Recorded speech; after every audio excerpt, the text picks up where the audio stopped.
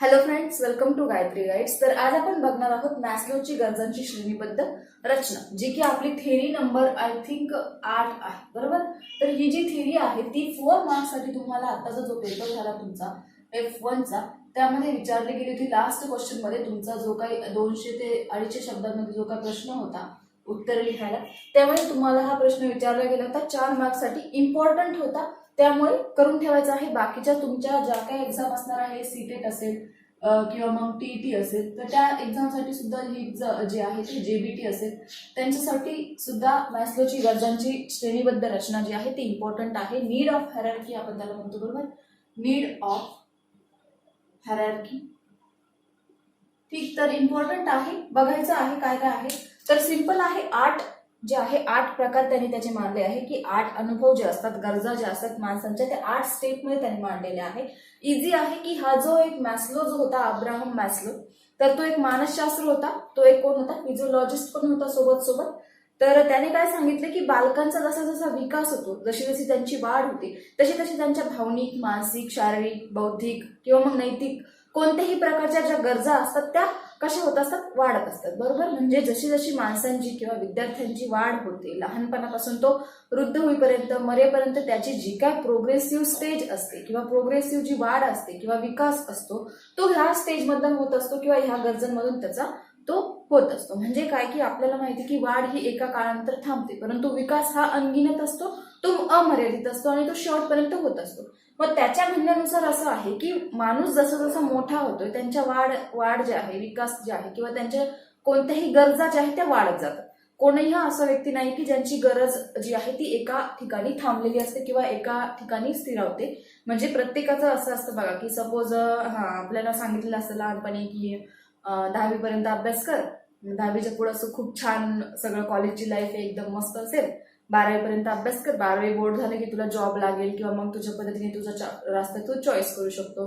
ते झालं की मग तुमचं जेव्हा तुमची डिप्लोमा होतो, डिग्री होते, ते झालं की सगळे म्हणतात हा आता तर तुला जॉबच लागेल. ते झालं की मग लग्न, हे ते भानगडी, गर्लफ्रेंड, अमकं धमकं, है ना, त्या सगळ्या गोष्टींकडे असते. मग ते झालं की एवढं कर. नंतर बाळ म्हणजे तुमचं जेव्हा सपोज लग्न झालंय, मग नंतर तुमची पोरं सोरं हे ते, मग त्या पोरांसाठी काहीतरी सेटलमेंट करून ठेवा. तुम्ही वृद्ध असताना तुम्हाला काहीतरी म्हणजे कुठून तरी सपोर्ट असायला हवा किंवा स्वतःचं काहीतरी कमवलेलं असायला हवं, त्यासाठी तुम्ही धडपड करतात. म्हणून तुमचं काय आहे, जी जन्मल्यापासून मरेपर्यंतचा जो काही तुमचा कालखंड आहे तो काय असणार आहे, पूर्ण गरजांमध्ये व्यापला जाणार आहे. म्हणजे तुमची अशी एक स्टेज नसणार आहे की ज्या ठिकाणी तुम्ही सॅटिस्फाय असाल.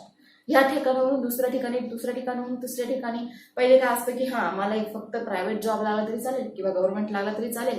एक स्टेज असते की त्यामध्ये तुम्ही 10 किंवा मग जेव्हा तुम्ही स्टार्टिंग असते कमवण्याची, तेव्हा तुम्हाला 2-3 हजार, 10,000 पर्यंत पेमेंट खूप वाटत असते.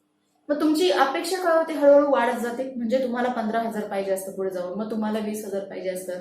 काही एक टप्पा असा येतो की तुम्हाला तिथे तुमची सॅटिस्फाय सॅलरी भेटते, 1,00,000 भेटेल किंवा 80,000 भेटेल, तरी तुम्ही सॅटिस्फाय नसता. का? कारण ही ज्या गरजा आहे, ज्या काही गरजा तुम्हाला भागवायच्या आहे, त्या एक तर तुमच्या भावनिक असणार आहे, मानसिक असणार आहे, फिजिकल असतील किंवा मग जैविक असतील. त्या सगळ्या गरजा भागवण्यासाठी तुम्हाला पैसा गरजेचा आहे आणि त्यासोबत सोबत तुमचा जो काही विकास जो असतो तो गरजांच्या माध्यमातून होत असतो. मग मॅस्लोची पहिली जी आहे, पहिली स्टेप आहे जैविक व शारीरिक गरज. ठीक. मग यामध्ये काय होतं, बायोलॉजिकल किंवा मग त्याला आपण म्हणू शकतो फिजिओलॉजिकल गरज. तर यामध्ये काय होतं की तुमचे जे काही जैविक गरजा आहे, म्हणजे की हवा, अन्न, वस्त्र, पाणी, निवारा, त्यासोबत सोबत पैसा खूप जास्त इम्पॉर्टंट नीड आहे आजकाल. कारण बिना पैशाचं तुम्ही काहीही करू शकत नाही. ठीक. तर ज्या काही तुमच्या जैविक गरजा आहे, अन्न, वस्त्र, खाणं पिणं, तुम्हाला राहायचं कुठे आहे, चालायचं कुठे आहे, काय खायचं आहे, कुठे राहायचं आहे, ह्या सगळ्या गोष्टी कशामध्ये येणार आहे, तुमच्या जैविक गरजामध्ये येणार आहे, बायोलॉजिकल नीड्स मध्ये येणार आहे. आणि शारीरिक गरजामध्ये तुमच्या ज्या काही शारीरिक गरजा असणार आहे, फिजिकल म्हणजे तुम्हाला ऍक्टिव्हिटी करायची आहे काहीतरी, किंवा मग तुम्हाला एका जागेवर बसून कोणीही आयतं खायला देणार नाहीये. तुम्ही स्वतः जेव्हा काम करून करशाल तेव्हाच तुम्हाला आयतं खायला मिळेल. भरपूर जणांचा गैरसमज असतो की मुलं फक्त मस्तपैकी घरातली लेडीज असते, स्वयंपाक करते, मग जेंट्स काय करतात की मस्तपैकी आयतं बसून खातात. तर नाही, त्यांच्यामुळे तुमचं घर जे आहे ते चालू असतं आणि तुमचं घर चालू आहे कारण तुम्हाला खायला प्यायला भेटतंय, कारण तुमची बायको तुमच्यासोबत असणार आहे किंवा तुमच्या घरातली कोणतरी लेडीज तुमच्यासोबत असणार आहे. म्हणजे दोन्हीही ज्या गोष्टी आहेत, दोन्हीही ज्या गरजा आहेत त्या फिजिकल गरजा आहे की दोन्ही घरातले दोन पर्सन जे असणार आहे त्या दोघांना एकमेकांची गरज जी आहे ती पडणार आहे. त्या कोणत्या गरजा आहे तुमच्या फिजिकल, म्हणजे त्याला आपण म्हणू शकतो फिजिकल गरजा. ठीक. नंतर आहे सुरक्षितेची गरज. नंतर त्याला काय आहे सेफ्टी. बरोबर. मग यामध्ये काय आहे की प्रत्येक गोष्ट आपल्याला माहिती आहे की जी गोष्ट आपण करतो, एखादी गोष्ट आपण चुकीची करत असेल किंवा एखादी चांगलीही करत असेल किंवा मग आपल्याला माहिती आहे की आपल्या जे घर असणार आहे त्यामध्ये सुरक्षित असणं गरजेचं आहे. तुम्ही ज्या ठिकाणी राहताय त्या ठिकाणची जी काही सेफ्टी गरजेची आहे. म्हणजे असं नाही की तुम्ही एखाद्या ठिकाणी राहताय, तिथे खूप जास्त चोऱ्या माऱ्या होत असेल तर ती जागा तुमच्यासाठी सेफ्टी असणार आहे का? नाही. म्हणजे लहानपणापासून मोठं होईपर्यंत तुम्हाला कुठे ना कुठे सुरक्षितता हवी असते. बरोबर. तुम्हाला सुरक्षितता हवी नसती तर तुम्ही घर बांधलं असतं का? नाही. मग तुम्ही तर रस्त्यावर पण झोपू शकले असतात किंवा तुम्ही कुठे झाडावर राहू शकले असतात, चिमण्या कावळे यांच्यासारखं. नाही. परंतु तुम्हाला प्रोटेक्शन हवं असतं, सुरक्षितता हवी असते. ती तुमची काय आहे, एक प्रकारची नीड आहे. जसं की पक्ष्यांनाही ते झाडावर बसताय म्हणजे त्यांचं कुठेतरी एक घट्ट असतं, त्यांनी त्यांचा खोपा बनवून ठेवलेला असतो. त्या ठिकाणी ते पाऊस वगैरे आलाय किंवा हवा जास्त असेल, थंडी खूप असेल, ऊन खूप असेल तर तेव्हा काय करतात, ते त्यांच्या घरट्यामध्ये जाऊन बसतात. जसं की आपल्यालाही ऊन खूप लागलं की आपण सावलीखाली जाऊन बसतोय, खूप जास्त थंडी वाजत असेल तर आपण घरात जाऊन बसतो. अशा प्रकारच्या ज्या नीड्स आहेत त्या कोणत्या आहेत, सेफ्टी नीड्स असणार आहे, सुरक्षिततेच्या गरजा असणार आहे. नंतर आहे प्रेम आणि आपुलकी. याला आपण म्हणतो लव अँड बिलॉंगिनेस. ठीक. लव अँड बिलॉंगिनेस म्हणजे काय की जे एक स्टेज अशी येते की जेव्हा आपल्या ज्या काही फिजिकल नीड्स असतील किंवा मग तुमच्या ज्या काही बायोलॉजिकल नीड्स असतील किंवा मग तुमच्या सेफ्टी नीड्स असतील, जेव्हा त्या कुठेतरी कम्प्लीट होत आहे, बरोबर, तेव्हा तुम्हाला प्रेम आणि आपुलकीची गरज असते. बरोबर. म्हणजे काय की तुम्हाला तुमच्या घरात आई वडील असेल किंवा मग भाऊ बहीण असेल, त्या सगळ्यांचं प्रेम तुम्हाला हवं असतं, आपुलकी तुम्हाला हवी असेल. तुम्ही खूप जास्त डिप्रेशनमध्ये गेलात किंवा तुम्ही खूप जास्त एन्झायटीमध्ये गेलात तर म्हणजे तुम्हाला एखाद्या दिवशी खूप जास्त बोर झालाय, तुमच्या ज्या काही फिलिंग्स असतील, ज्या आयडियाज असतील, कम्युनिकेशन मध्ये आपण बघितले, ज्या फिलिंग्स असतील, ज्या आयडियाज असतील त्या तुम्हाला शेअर करण्यासाठी कोणीतरी रिस्पेक्ट, कोणतरी पर्सन हवा असतो. बरोबर. म्हणजे त्यात ती कम्युनिकेशन प्रोसेस आपण बघितली की त्यामध्ये काय असतो, एक स्पीकर असतो आणि काय असणार, एक लिस्नर किंवा एक सेंडर असतो आणि एक रिसिव्हर असतो. म्हणजे तुम्ही मेसेज सेंड कोणाला करणार आहात की तुम्हाला कोणीतरी रिसिव्ह करणारा आहात किंवा तुम्ही कोणासोबत बोलणार आहात की कोणीतरी तुमचं ऐकणार आहे. म्हणजे कोणीतरी तुमचं ऐकणार आहे म्हणजे एक तर त्याच्याबद्दल त्याच्या मनामध्ये तुमच्याबद्दल प्रेम असेल किंवा त्याच्या मनामध्ये तुमच्याबद्दल आपुलकी असेल. काहीतरी आपुलकीचं जे रिलेशन असतं, ती नीड आहे तुमची थर्ड नंबरची. म्हणजे काय, लव अँड बिलॉंगिनेस. एक स्टेज अशी येते की त्या ठिकाणी तुम्हाला कोणाच्या तरी फक्त सहाराची गरज असते. त्यालाच म्हणणार आहोत आपण प्रेम आणि आपुलकीची गरज. नंतर आहे स्व आदर. याला आपण इस्टीम म्हणतो. बरोबर. मग स्व आदर म्हणजे काय की जेव्हा आपल्याला एखाद्या म्हणजे ज्या पर्सन असतील, ह्या सगळ्या नीड्स पूर्ण झाल्यावर म्हणजे जे प्रेम करणारे लोक असणार आहे, आपल्यावर जीव लावणारे जे लोक असणार आहे, त्यांच्याकडून स्व आदर हवा असतो. म्हणजे समोरच्याने आपली रिस्पेक्ट केली पाहिजे, आपणही त्यांची रिस्पेक्ट केली पाहिजे. अशा प्रकारचं जे आहे ती तुमची फोर्थ नंबरची नीड आहे. नंतर आहे बोधात्मक गरज. म्हणजे कॉग्निटिव्ह डेव्हलपमेंट. ही जी आपण बघितलेलं आहे पियाजेचे आहे किंवा मग कॉग्निटिव्ह डेव्हलपमेंट म्हणजे काय की तुम्हाला ज्या प्रकारे तुम्ही ह्या 4-5 गरजांमधून तुम्ही जेव्हा बाहेर निघशाल किंवा तुम्हाला या 4 गरजा तुमच्या कम्प्लीट झालेल्या आहेत तर तुम्हाला एक थिंकिंग असते, स्वतःचं मनाने विचार करू शकता तुम्ही. तुमचे जे काय क्रिटिकल थिंकिंग असणार आहे, क्रिएटिव्ह थिंकिंग असणार आहे. क्रिटिकल आणि क्रिएटिव्ह मध्ये फरक आहे. क्रिएटिव्ह म्हणजे तुमचा सर्जनात्मक विकास असेल, क्रिटिकल म्हणजे तुमचा चिकित्सक विकास असेल. तो कशातून होणार आहे, बोधात्मक गरजेतून होणार आहे. म्हणजे कोणी तुम्हाला चुकीचं बोलतंय, कोणी तुम्हाला रागून बोलतोय, कोणी तुमच्याशी आनंदाने बोलतोय, ते तुम्हाला समजलं पाहिजे. त्याच्यातून त्या समोरचा आपल्याशी बोलण्याचा अर्थ काय आहे, तो आपल्याशी का बोलतोय, त्याला कोणता फायदा होणार आहे, कोणता तोटा होणार आहे किंवा मग काहीतरी त्याचा उद्देश काय आहे, त्याच्या मागची गोष्ट जी आहे ती बोधात्मक गरजाने पूर्ण होणार आहे. बरोबर. म्हणजे तुमच्या घरांमध्ये सपोज 4-5 पर्सन असतील, मग त्यातले मम्मी पप्पाचं काय असतं, पहिलं किंवा शेवटचं बाळ जे असतं ते खूप जास्त लाडत असतं, मग मधल्याचं कुठेतरी काहीतरी गलफत होत असते. बरोबर. मग तेव्हा त्याला ते काय बोधात्मक विचार जे असतात ते गरजेचं असायला हवं. प्रत्येकाची थिंकिंग ही वेगवेगळी असते, प्रत्येकाचा विचार करण्याचा क्रायटेरिया हा काय असतो, वेगवेगळा असतो. आपले जेव्हा शारीरिक गरजा असतील, जैविक गरजा असतील, सेफ्टी नीड्स असतील, प्रेम आणि आपुलकीचे नीड्स असतील, त्यानंतर आपल्याला कुठेतरी एक जागा अशी असते की जिथे त्यांनी सगळ्यांनी आपला आदर केला पाहिजे. एक स्टेज अशी असते की तिथं आपल्या सगळ्यांनी आदर केला पाहिजे, आपणही इतरांचा रिस्पेक्ट केला पाहिजे. नंतरची गरज आहे सौंदर्यात्मक गरज. बरोबर. म्हणजे आपल्याला माहितीये की असिस्टिक असे स्थिक गरज आपण त्याला म्हणतो.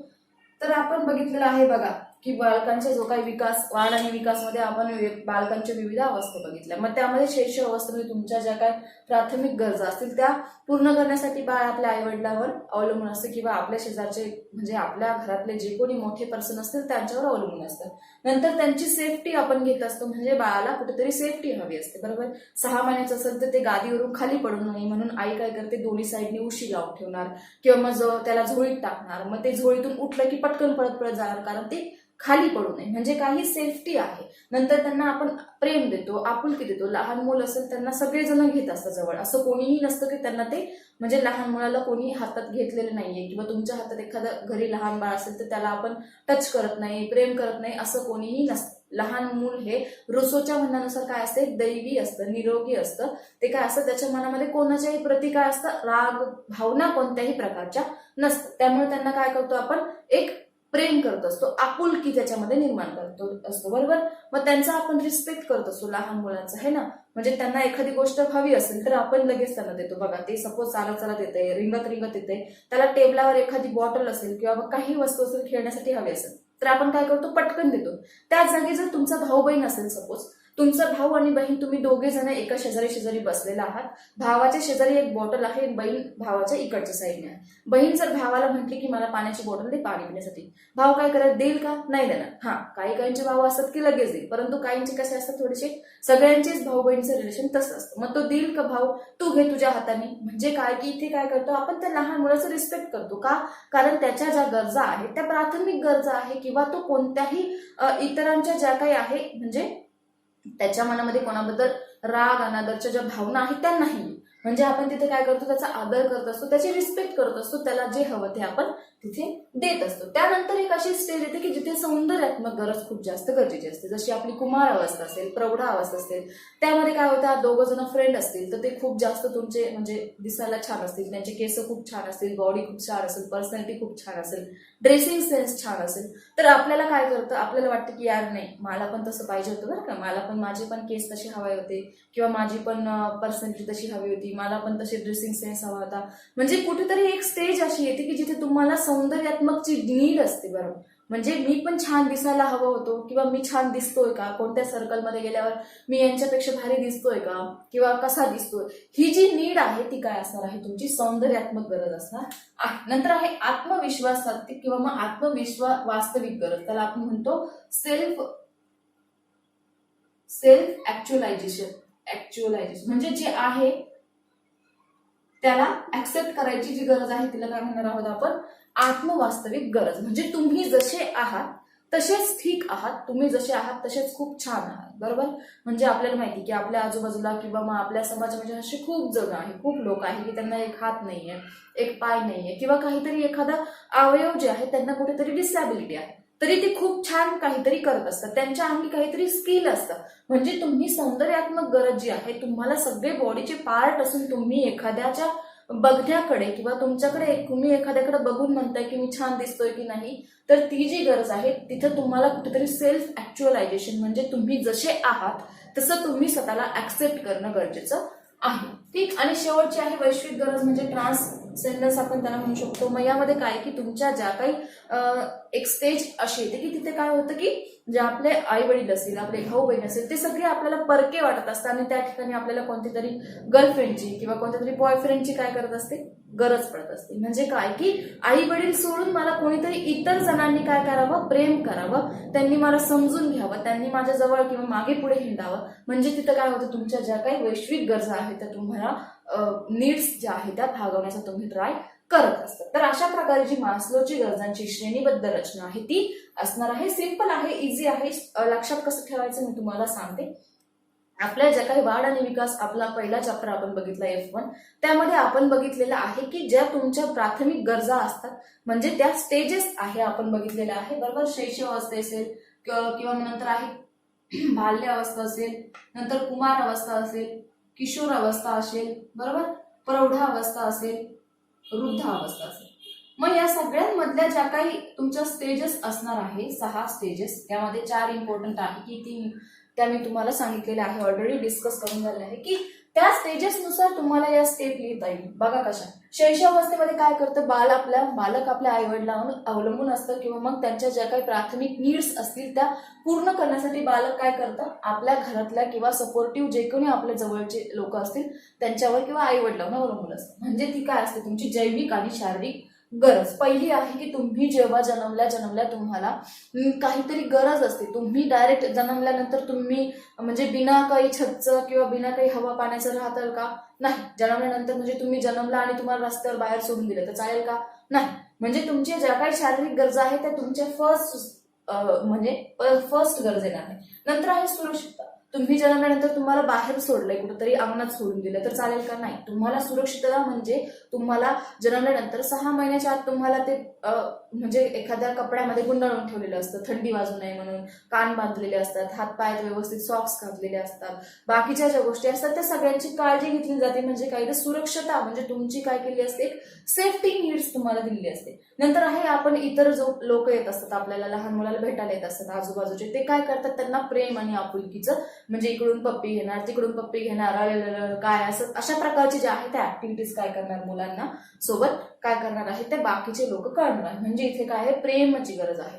नंतर आहे स्वागत. जेव्हा तो मुलगा थोडासा मोठा होईल किंवा मग लहान जरी असेल तर त्याचा आपण आदर करत असतो किंवा तो दुसऱ्यांचा आदर करत असतो. नंतर आहे बोधात्मक. जो मुलगा तेव्हा किशोर अवस्थेत येईल किंवा कुमार अवस्थेत येईल त्यामुळे त्याला काय क्रिटिकल थिंकिंग असतील, स्वतःचे विचार तो स्वतः करू शकतो. कसं राहायचंय, कसं वागायचं, कसं बोलायचं, स्वतःचा आदर कसं करायचा, इतरांचा आदर कसं करायचा त्या गोष्टी तुमच्या नंतर येतील. नंतर सौंदर्यात्मक गरज म्हणजे तुमची इथे किशोर अवस्था कुमार अवस्था असेल मग कुमारी अवस्थेमध्ये तुम्हाला एक अट्रॅक्शन असतं समोरच्या व्यक्तीच्या बद्दल. मग तुम्ही कसे दिसताय त्यांच्या समोर किंवा मग आपण एखाद्या सर्कलमध्ये कसे दिसतो ही तुमची गरज इथे येणार आहे. नंतर आहे आत्मवास्तविक म्हणजे तुम्ही जसे आहात तसे तुम्ही स्वतःला ऍक्सेप्ट करायचं आहे. नंतर आहे शेवट वैश्विक गरज. इम्पॉर्टंट आहे 4 मार्क्सला विचारलं जाऊ शकतो. ठीक. आय होप की तुम्हाला आजचा व्हिडिओ जो आहे तो समजला असेल. ठीक. तर भेटूया तर पुढच्या व्हिडिओमध्ये. Bye bye.